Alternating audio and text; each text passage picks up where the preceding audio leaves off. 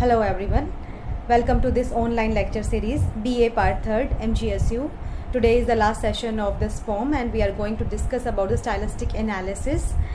The first line, in the very first line there is zoomorphism. What is zoomorphism? Zoomorphism एक literary technique है.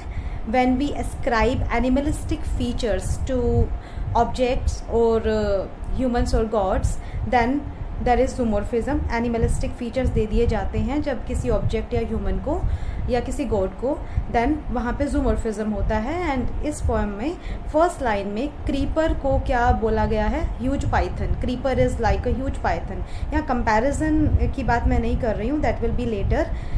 Creeper is being dealt as python. तो यहाँ पे creeper को Python की तरह माना गया है, जैसे कि पाइथन या स्नेक एनिमल पाइथन की तरह है creeper. Creeper is being given the attribute of Python. So here is zoomorphism. In that sense here is zoomorphism, in not comparison sense. So take care of this thing. So in the first line, zoomorphism literary technique has been used by Toru Dutt. Second, there is simile. At various instances in the poem, simile has been used. 3 I have written in front of you. First that is like a huge python. Creeper is like a huge python. Creeper को Python से compare किया गया है. Simile आपने पढ़ा है कि क्या होती है when we compare something to something else with the use of like और एस, वहाँ पे सिमिली होती है. तो यहाँ पे लाइक की हेल्प से creeper is like a huge python. And second, a grey baboon sit statue like alone.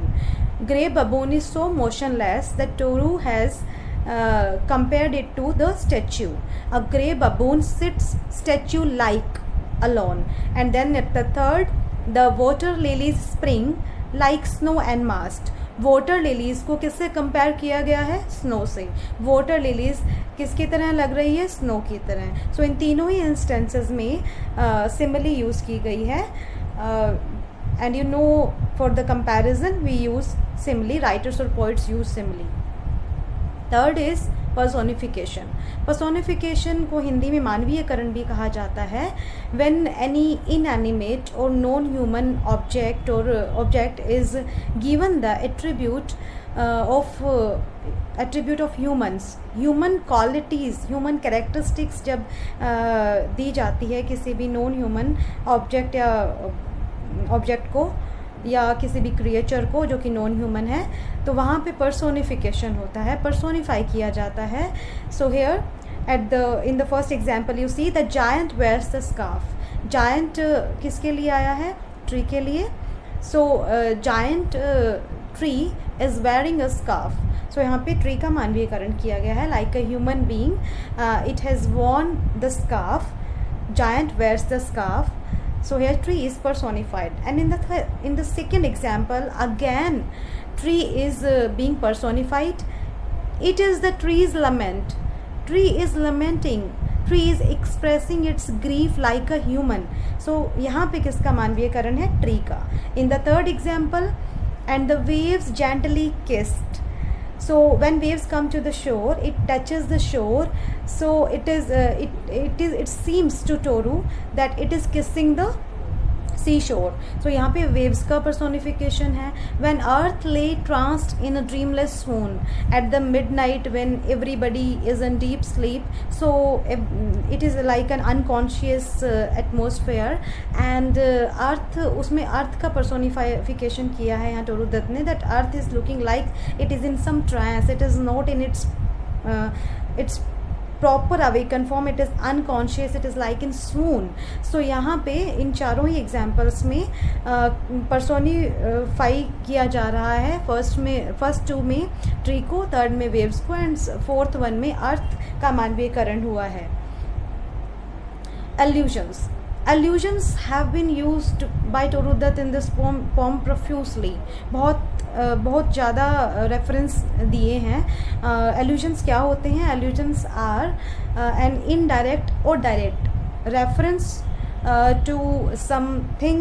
किसी इवेंट को हम रेफ़र करें या किसी ऑब्जेक्ट को हम रेफ़र करें इम्प्लिसिटली या एक्सप्लिसिटली, तो वहाँ पे एल्यूजन का यूज़ माना जाता है. वहाँ उसे कहते हैं कि दे आर समथिंग और सम इवेंट और person is being alluded hair. So the most significant which I am going to present is this one with deathless trees like those in बोरोटेल. तो यहाँ पे जो एल्यूड किया है टोरुदत्त ने इन बोरोडेल लाइक डेथलेस ट्रीज. सो ये जो डेथलेस ट्रीज़ हैं, ये डेथलेस ट्रीज़ यू ट्रीज़ हैं, जो कि वर्ड्सवर्थ ने यू ट्रीज़ के लिए पोएम्स लिखी थी. बोरोडेल एक वैली है, उस वैली के जो यू ट्रीज़ है, YEW ट्रीज़ है, उन यू ट्रीज़ को इमोर्टल बनाने के लिए, to make them immortal, Wordsworth composed poems. And here Torudutt is alluding to those yew trees to make casuarina tree immortal. So यहाँ पे आपने देखा कि स्टाइलिस्टिक डिवाइसेस का यूज़ पोइट्स और राइटर्स अपनी पॉइंट्स को मोर स्पेसिफिक बनाने के लिए, अपने जो डीपर या उनका जो मीनिंग है उसको मोर एक्सप्लिसिटली कन्वे करने के लिए किस तरह से यूज़ करते हैं. तो यहाँ पे with deathless tree, so to make her casuarina tree immortal in the same way as Wordsworth attempted to make yew trees immortal, in the similar manner Torudutt is also trying. She wants to convey this, that with like those in Borodale, I want to make immortal my casuarina tree. So there is an allusion to Borodale, to the yew trees in Borodale. Next, now if we discuss about structural analysis, if we analyze the poem according to its structure, then there are total 5 stanzas in this poem, and each stanza consists of 11 lines.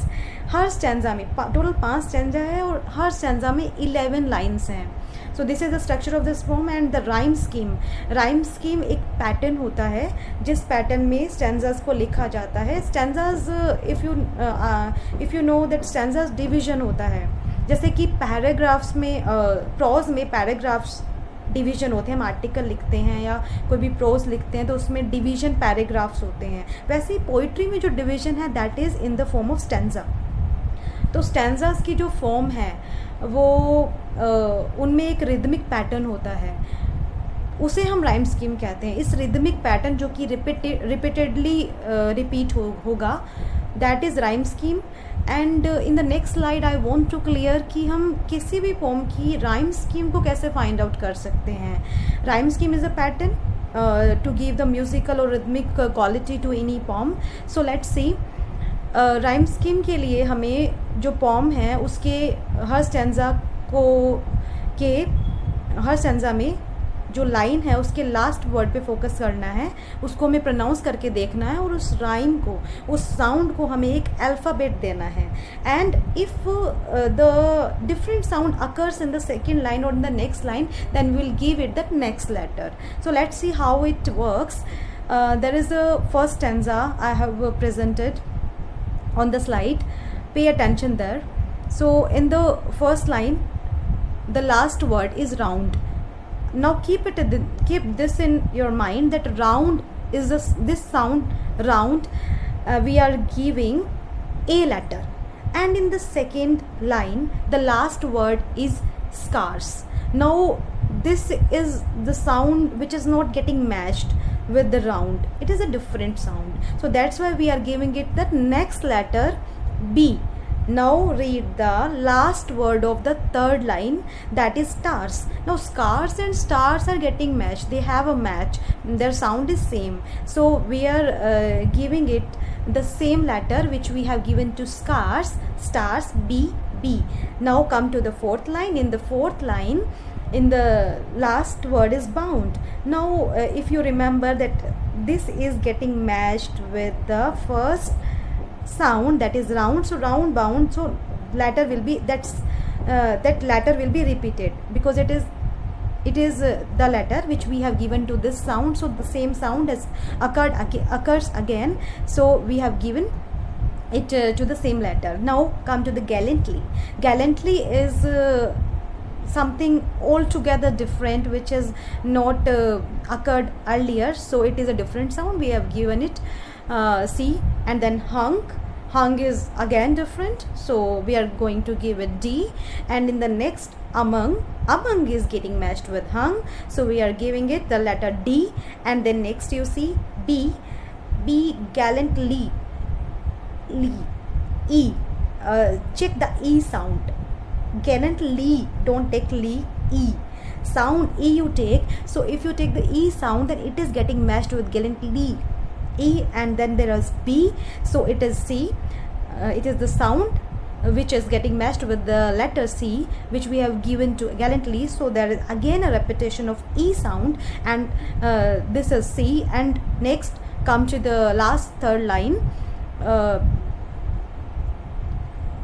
overflows is again different, which is there is no match upwards, so this is different, and we are going to give it a very different next letter, E. Now clause, overflows, clause, repose, these three are same sounds, and we have given it the same letter E. So in this way we can find out the rhyme scheme of any poem. So we can say that what is the rhyme scheme of this poem? A B, B A, C D, D C, E E E.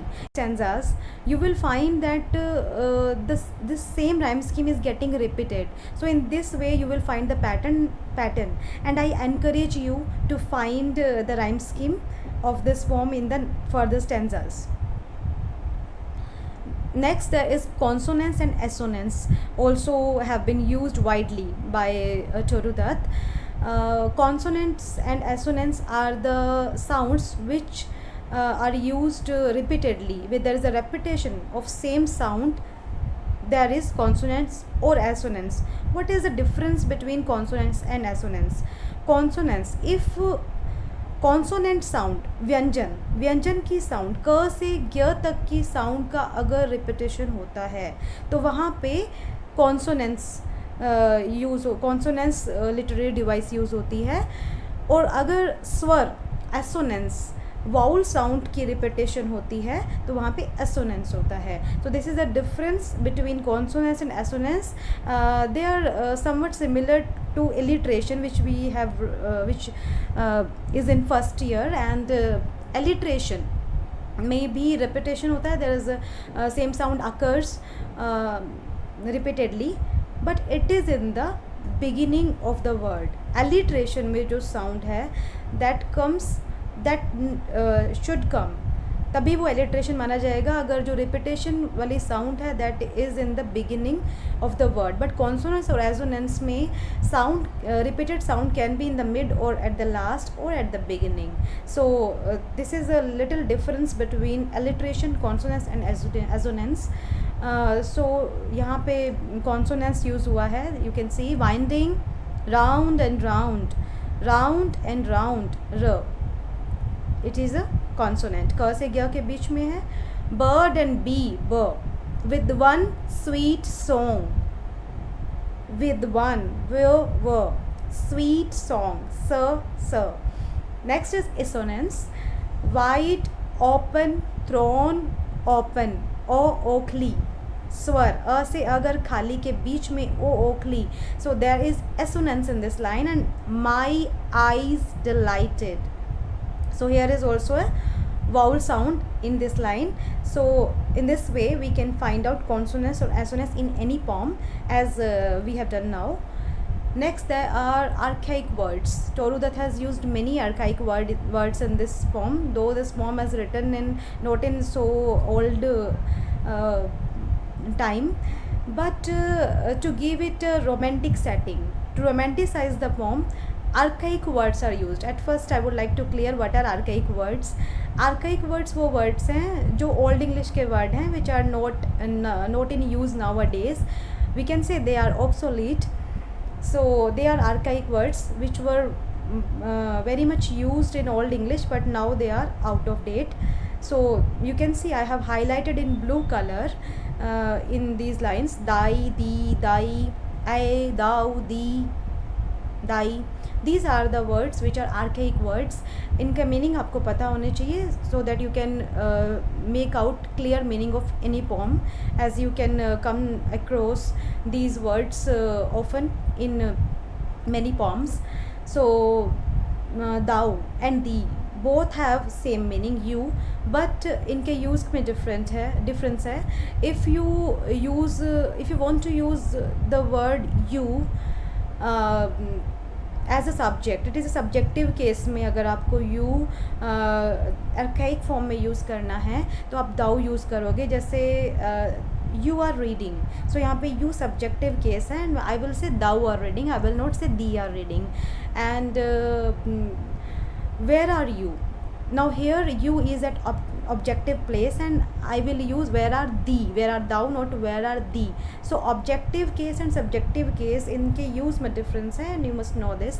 Thy means your and you have read about possessive pronouns. इसमें your is a possessive pronoun and in archaic word it is named as thy, and then there is a I means yes, and I का एक meaning for ever भी है.